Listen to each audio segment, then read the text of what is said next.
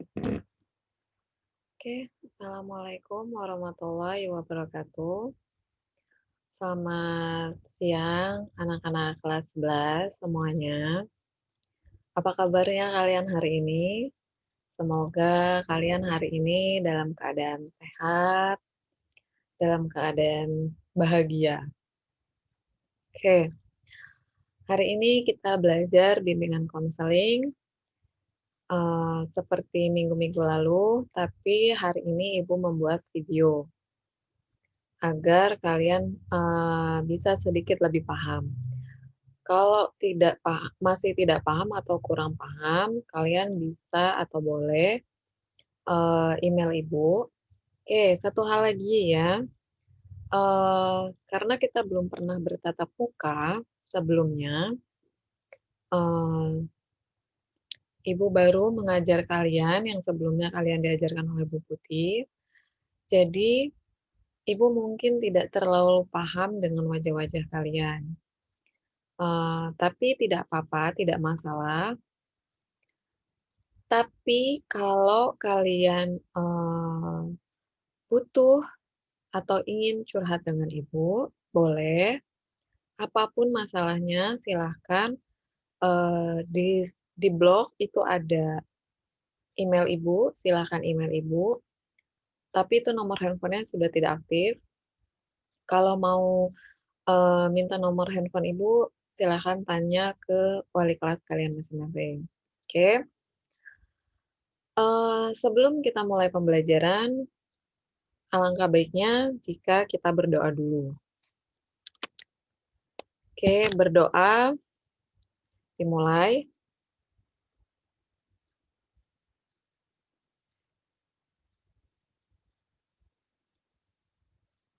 Oke, berdoa selesai. Oke, di sini Ibu ingin menjelaskan tentang berani jujur itu hebat dan luar biasa. Oke, mudah-mudahan anak kelas 11 mau 11 IPA, IPA 1, IPA 2, IPA 3, atau kelas 11 IPS 1 atau IPS 2, semuanya anak-anaknya jujur, ya. Jujur pada diri sendiri itu penting. Yang utama adalah jujur pada diri sendiri. Oke, kita lanjutkan ya. Kita nggak usah ice breaking biar tidak terlalu lama. Oke, di sini ada pengertian. Pengertian dari jujur. Di sini, menurut Kamus Besar Bahasa Indonesia, adalah jujur itu adalah tulus, tidak culas, dan lurus hati. Oke, tidak culas. Tidak culas itu apa? Tulus pasti sudah tahu. Tulus itu yang berasal dari hati nurani. Ikhlas. Oke. Tidak culas itu adalah tidak ada embel-embel. Jadi misal, jujur karena memang dari hati sendiri, bukan karena, dapat hadiah, bukan karena mau sesuatu, seperti itu. Kemudian lurus hati, jujur, karena diri sendiri, karena memang mau berkata jujur, karena memang jujur itu adalah kebenaran, bukan karena, eee, masih dongkol atau masih kesel hatinya, seperti itu ya. Oke. Kemudian jujur itu terbagi menjadi 3. Yang pertama, jujur dalam berucap, kedua, jujur dalam niat, yang ketiga, jujur dalam bertindak, ya. Jujur dalam niat, jujur dalam berucap, yang pertama jujur dalam berucap. Jadi setiap, perkataan atau lisan kita, itu semuanya yang kita ucapkan, kita berkata dengan jujur. Oke, jujur dalam niat itu hati, dari hati. Jadi, Eee, bagaimana hatimu, bagaimana perasaanmu. Jadi jujur itu tidak ada embel-embelnya di hati, misalnya kesel atau masih jengkel, seperti itu. Kemudian jujur dalam bertindak, dalam berperilaku. Jadi mau kemana pun kalian harus jujur, oke, paham ya? Oke, mengapa sih kita harus jujur? Kenapa kita harus jujur? Kenapa sih dalam hidup ini kita harus jujur, seperti itu? Oke, yang pertama, kamu tidak akan terperangkap dalam kebohongan kalau kamu berkata jujur, ya. Kamu tidak akan terperangkap dalam kebohongan kalau kamu tidak jujur, kalau kamu berkata jujur. Oke, misal seperti ini, kalau kamu jujur sekarang, kamu tidak akan pernah berbohong di kemudian hari. Namun, kalau kamu berbohong sekarang, mungkin untuk selanjutnya kamu akan berbohong terus, seperti itu. Jadi, kebohongan yang saat ini itu untuk menutupi kejujuran yang telah tertunda, seperti itu ya, paham ya? Oke. Yang kedua, berkata jujur berarti tidak ada orang lain yang bakal disalahkan atas perbuatanmu, ya. Berkata jujur berarti tidak ada orang lain yang akan disalahkan atas perbuatanmu. Jadi kalau kamu sekarang jujur, maka orang lain tidak akan kena fitnah dari orang yang menuntut kita akan kejujuran. Misal, ibumu berkata, ibumu bertanya tentang kejujuranmu. Terus kamu berbohong, ya, terus kamu berbohong. Yang akan disalahkan mungkin bisa adikmu, bisa kakakmu, seperti itu ya. Nah, paham ya? Yang ketiga, kebenaran selalu merupakan bagian dari argumen yang paling kuat. Kebenaran selalu merupakan argumen yang paling kuat. Ini udah jelas ya? Oke. Yang keempat, berkata jujur memberimu kesempatan untuk menjelaskan apa yang sesungguhnya terjadi. Berkata jujur memberimu kesempatan untuk menjelaskan apa yang sesungguhnya terjadi. Jadi, dengan kamu berkata jujur, sebenarnya itu sudah diberikan kesempatan kamu untuk menjelaskan apa yang sebenarnya terjadi. Jadi tidak usah kamu banyak alasan A, I, U, E, O. Dengan kamu jujur saja, tidak ada alasan apa-apa. Udah, ya saya begini, ya ternyata seperti ini, seperti itu. Udah nggak perlu ada alasan A, I, U, E. Daripada kamu berbohong, malah jadi banyak alasan-alasan yang sebenarnya alasan itu sungguh tidak perlu dan akhirnya dari alasan itu kamu juga ketahuan untuk berbohong, paham ya? Oke, yang kelima, di sini yang kelima, berkata jujur biasanya tidak akan menjerumuskan ke dalam masalah sedalam jika kamu berbohong. Berkata jujur biasanya tidak akan menjerumuskan kamu ke dalam masalah yang sedalam-dalamnya jika kamu berbohong. Benar, jika kamu berkata jujur itu tidak akan menjerumuskan kita ke dalam kebohongan. Ya, jadi lebih baik kamu berkata jujur saja, seperti itu. Yang keenam, berkata jujur pada seseorang adalah tindakan penuh cinta. Paham ya? Berkata jujur pada seseorang adalah tindakan penuh cinta. Jadi kalau kamu memang sayang sama orang tuamu, apa yang ditanyakan oleh orang tuamu lebih baik jujur saja. Paham ya? Oke. Yang ketujuh, berbohong menyebabkan stres lebih berat daripada berkata jujur, ya. Biasanya orang yang berbohong itu, ya gampang sakit kepala, gampang sakit perut, gampang keringetan, karena dia tidak biasa jujur, tidak biasa berbohong, seperti itu. Jadi ketika ketika dia harus berbohong, ya langsung, aduh nggak enak badan, nggak enak perasaannya, seperti itu ya. Oke. Yang kedelapan, berkata jujur membantu orang-orang yang kamu sayangi lebih percaya dan hormat kepadamu. Jadi, misal, kamu diminta orang tuamu untuk jujur, "Ayo, hari ini kamu belajar daring atau tidak?" Kamu bilang, eee, "Enggak." Berarti kamu jujur ya. Oke. Terus kamu ternyata bilang, "Saya daring kok, Bu, saya daring." Ternyata wali kelasmu menelpon ibumu, "Anaknya Bu, kenapa nggak daring hari ini?" Nah, itu berarti kamu sudah tidak membantu orang tuamu yang kamu sayangi kan, tidak membantu orang tuamu untuk percaya dan, menyayangi kamu, untuk tidak percaya dan menghormati kamu. Paham ya? Oke. Yang kesembilan, berkata jujur membantumu merasa tenang di dalam hati. Ya kan? Udah jelas ya. Berkata jujur membantumu merasa tenang di dalam hati. Oke. Yang ke-10, berbohong membuat perutmu melilit tidak karuan. Ya, tadi seperti yang Ibu bilang tadi ya, berkata jujur membantumu, bukan berbohong menyebabkan stres lebih berat daripada berkata jujur. Nah, di sini berbohong membantumu membuat perutmu melilit tidak karuan. Ya itu tadi, efeknya karena dia stres, jadi melilit tidak karuan. Ada yang keringetan, ada yang sakit kepala, ada yang, nggak karu-karuan. Itu ya. Yang ke-11, kebohongan adalah sebuah jebakan. Kebenaran bisa membebaskanmu dari jebakan itu dan memungkinkanmu terus melangkah maju dalam hidup. Kenapa di sini jebakan?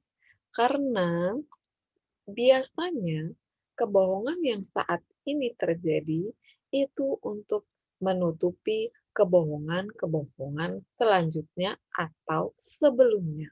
Paham ya?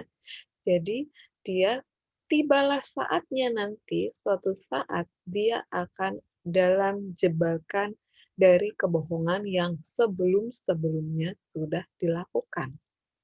Oke. Yang ke-12 di sini, kamu tidak akan pernah menemukan siapa dirimu sebenarnya sampai kamu berani menghadapi kebenaran. Ya, kamu tidak akan pernah menemukan siapa sebenarnya dirimu sampai kamu berani menghadapi kebenaran. Itu, paham ya di sini ya? Oke, jujur itu kepada siapa sajakah kita harus jujur? Oke, yang pertama, yang penting sekali adalah jujur kepada diri sendiri, ya. Kepada siapakah kita harus jujur? Yang pertama, kita harus jujur kepada diri sendiri. Yang kedua, kita harus jujur kepada orang lain. Siapa itu orang lain? Bisa orang tua, bisa keluarga, bisa teman, bisa guru, pokoknya orang selain diri kita. Itu adalah orang lain. Paham ya? Oke, yang pertama jujur kepada diri sendiri, yang kedua jujur kepada orang lain, yang ketiga kita harus jujur kepada Tuhan, ya. Oke, apapun agamamu, semua agama itu mengajarkan kita jujur kepada Tuhan. Paham ya? Oke, di sini ada kiat-kiat kita untuk dapat terus menjaga kejujuran. Jadi kalau ada orang yang sudah biasa jujur, nah ini untuk terus menjaga kejujuran kita. Tapi kalau ada di antara kalian yang, saya pernah lah Bu, bohong-bohong sedikit, bohong-bohong sekali dua kali, seperti itu ya. Nah, ini ada kiat-kiatnya untuk terus jujur. Jadi, bohong-bohong sekali, 2 kali itu tidak boleh. Yang namanya bohong mau sekali, mau 2 kali, apalagi lebih dari 2 kali, itu tidak boleh. Paham ya? Oke, di sini, kiat-kiatnya yang pertama, mencari teman yang jujur dan menghindari teman yang buruk. Jadi pertama, mencari teman yang jujur dan menghindari teman yang buruk. Misal, hari ini kita nggak usah daring yuk, teman yang baik atau teman yang buruk? Kalau hari ini libur, ya udah nggak usah daring, itu teman yang baik. Tapi kalau hari ini daring, terus teman yang bilang, hari ini kita nggak usah daring yuk, itu teman yang baik atau teman yang buruk? Oke, betul, itu adalah teman yang buruk. Jadi tidak, kita harus menghindari ya, paham ya? Oke, yang kedua, mencari lingkungan yang jujur dan menghindari lingkungan yang buruk. Mencari lingkungan yang jujur dan menghindari lingkungan yang buruk. Lingkungan yang buruk seperti apa? Misalnya, teman-teman sepermainan di lingkungan rumah, itu ada yang dia suka bolos, suka minum minuman, suka merokok, suka keluar malam, nah itu adalah lingkungan yang buruk. Jadi tidak perlu kalian berada, eee, di lingkungan seperti itu. "Bu, ya rumah saya udah terlanjur di situ lah, masa saya harus pindah?" Oh, ya sudah, tidak perlu bermain dengan teman-teman yang seperti itu. Silahkan bermain dengan keluarga, tidak perlu bermain, cukup di rumah atau bermain dengan teman-teman sekolah yang memang, sekali-sekali saja bermain itu, tidak perlu setiap hari bermain, seperti itu ya. Oke, yang ketiga, selalu mengingat dampak buruk dari ketidakjujuran. Paham ya? Selalu mengingat dampak dari ketidakjujuran, dampak buruknya dari ketidakjujuran. Misal, "Oh, saya hari ini tidak jujur. Saya dimarahi ibu saya karena tidak daring atau tidak mengisi link form 1 dan 4," seperti itu. "Saya kena marah." Seperti itu ya. Berarti esok hari tidak perlu lagi tuh yang namanya diulangi, agar ibumu atau ayahmu tidak, eee, memarahimu, seperti itu. Jangan sampai nanti orang tua atau pamong, menelpon, "Bu, ini si A, si fulan, si B tidak daring, tidak mengisi link form," seperti itu. Jangan ada lagi seperti itu ya. Oke, yang keempat, selalu mengingat Tuhan. Oke, selalu mengingat Tuhan bahwa, oh iya, jujur itu Allah benci loh, Tuhan benci loh kepada anak yang suka berbohong. Berarti saya tidak usah berbohong hari ini. Takutnya hari ini doa saya tidak dikabulkan, seperti itu. Jadi yang punya keinginan, yang suka rajin sholat, itu pasti tidak pernah berbohong, ya. Oke, bagaimana videonya sampai hari ini, sampai, detik ini? Apakah ada pertanyaan? Kalau ada pertanyaan silahkan, kirim ke email Ibu, boleh, atau, minta nomor handphonenya ke wali kelasmu yang mau curhat. Ibu ada waktu dari hari Senin sampai hari Sabtu sampai pukul 5 sore ya. Insya Allah nanti apapun yang kalian tanyakan, apapun yang kalian, eee, ceritakan ke Ibu, insya Allah rahasia cukup saya dan Anda yang tahu, oke? Nah, kemudian berikutnya ini ada tugas, ada kegiatan, kalian bisa isi. Oke. Tujuan kegiatannya untuk mengidentifikasikan perbuatan tidak jujur dalam kehidupan sehari-hari ya. Oke, ini tugasnya, masing-masing siswa satu ya. Oke, deskripsi kegiatan. Berdasarkan pengalamanmu sehari-hari, tuliskan berbagai macam perbuatan tidak jujur sebanyak-banyaknya. Ya, berdasarkan pengalamanmu sehari-hari, tuliskan berbagai macam perbuatan tidak jujur sebanyak-banyaknya. Seperti di contoh ini, misal, mengurangi takaran timbangan. Ini contoh loh, misalnya ibunya jualan.